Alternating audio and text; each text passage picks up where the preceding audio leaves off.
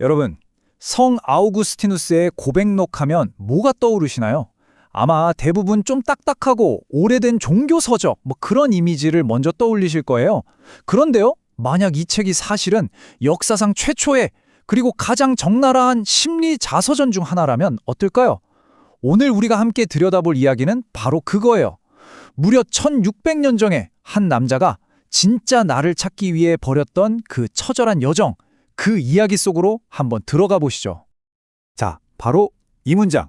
이게 고백록 전체를 여는 마스터키라고 할 수 있습니다. 그러니까 주님, 우리를 당신 쪽으로 향하도록 만드셨기 때문에 우리 마음은 당신 안에서 쉴 때까지는 절대 평안할 수가 없습니다. 이런 뜻인데요. 이게 뭘 의미하냐면요. 아우구스티누스의 평생이 이 안식 없는 마음 때문에 끊임없이 흔들리고 방황하는 그런 여정이었다는 걸 딱 한 문장으로 보여주는 거예요.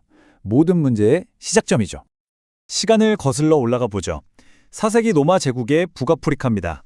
여기서 우리의 주인공, 젊은 아우구스티누스가 등장합니다. 그는요, 마음속에 뭔가 커다란 구멍이 뚫린 것 같은 그런 공허함을 느껴요. 채워도 채워지지 않는 갈증 같은 거죠. 본인은 그때 몰랐겠지만 이게 바로 그의 영혼을 뒤흔들 거대한 여정의 시작을 알리는 신호탄이었던 겁니다. 와, 근데 여기서 그의 자기 분석이 정말 대단해요. 보통 우리는 죄라고 하면 뭔가 큰 잘못을 생각하잖아요? 근데 아우구스티누스는 그 뿌리를 찾아서 자기 기억의 가장 깊은 곳, 바로 갓난아기 시절까지 파고 들어갑니다. 그러고는 뭘 발견하냐면요. 젖을 먹는 젖청제를 보면서 질투심에 얼굴이 하얘지는 자기 자신의 모습을 봐요. 그러니까 거창한 도둑질이나 살인이 아니라 이기심과 질투라는 아주 원초적인 감정, 여기서부터 인간의 어두운 본성이 시작된다고 본 거죠. 정말 놀라운 통찰 아닌가요? 자, 이제 그의 인생에서 그림자를 쫓는 시기가 시작됩니다. 그 마음속의 공허함을 채우려고 정말 필사적으로 이것저것 다 해보거든요. 근데 문제는 그가 쫓았던 모든 것들이 결국은 텅 빈 그림자였다는 거죠. 쫓으면 쫓을수록 오히려 더 공허해지는 그런 것들이었습니다. 그가 쫓았던 첫 번째 그림자, 바로 야망입니다. 당시에 그는 아주 잘 나가는 수사학 교사였어요.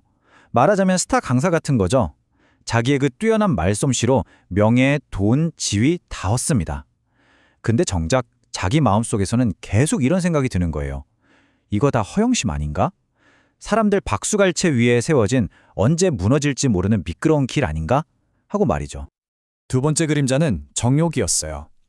그는 한 여성과 무려 16년 동안 사실혼 관계로 지내면서 아들까지 낳습니다.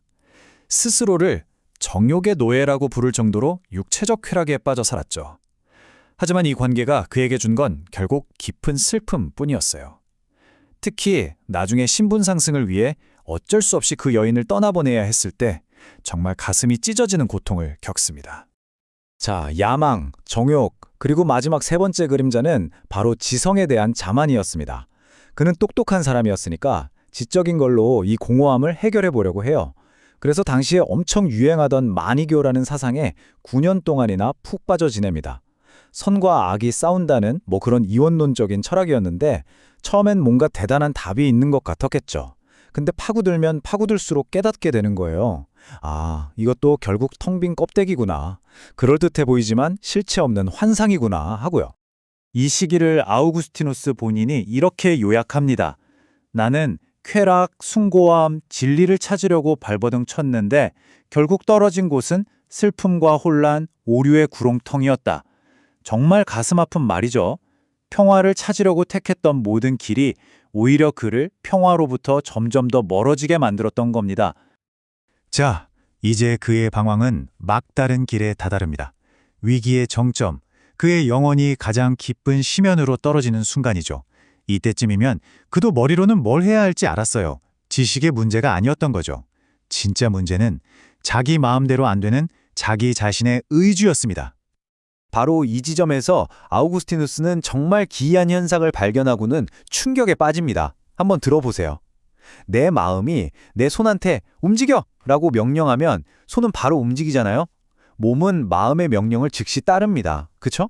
그런데 바로 그 마음이 자기 자신한테 이제 그만 방황하고 옳은 길을 가자 라고 명령하는데 말을 안 듣는 거예요. 저항하는 거죠. 그는 이걸 괴물 같은 일이라고 표현해요. 정말 자기 안에 또 다른 자기가 있는 것처럼 의지가 완전히 분열되어 버린 상태인 거죠. 이게 바로 의지의 마비 상태 혹은 내전 상태라고 할 수 있어요. 왜 이런 괴물 같은 일이 일어나는가? 그는 절교합니다. 내가 그 누구보다 간절히 원했던 그 일을 나는 하지 못했다.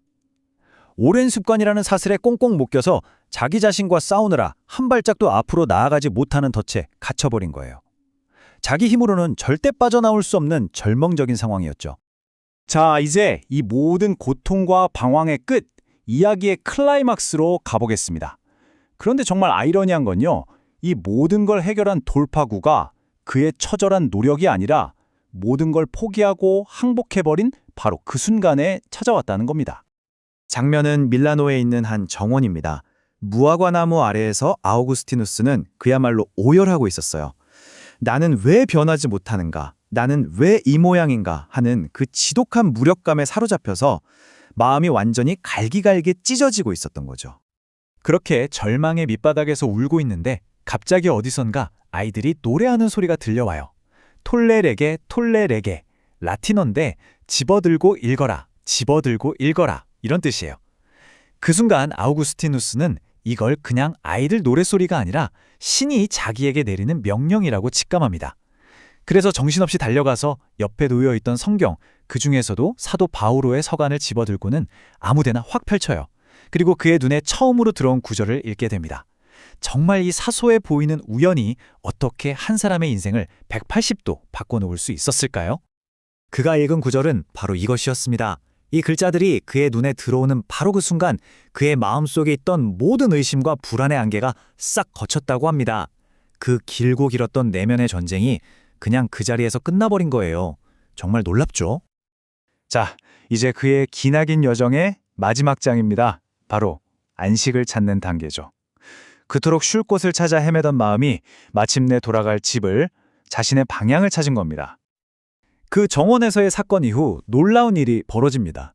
그를 괴롭히던 내면의 모든 소음이 거짓말처럼 멈췄어요. 더 이상 자기 자신과 싸울 필요가 없어진 거죠. 그는 아주 차분하고 평온한 마음으로 이제까지의 삶을 모두 정리하기로 결심합니다. 화려했던 교사직도 버리고 세례를 받고 완전히 새로운 삶을 살기로요.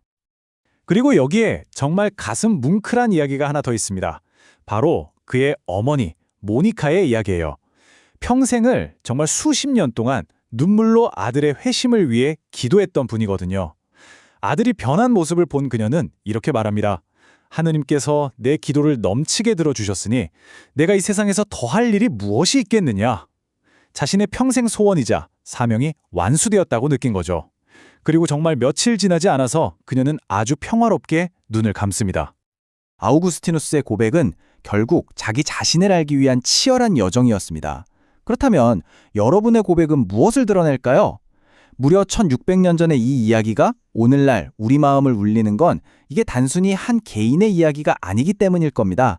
우리 모두가 삶 속에서 겪는 투쟁, 나는 누구인가 하는 고민, 그리고 진정한 의미를 찾아 헤매는 그 여정, 그 보편적인 이야기가 담겨 있기 때문이 아닐까요?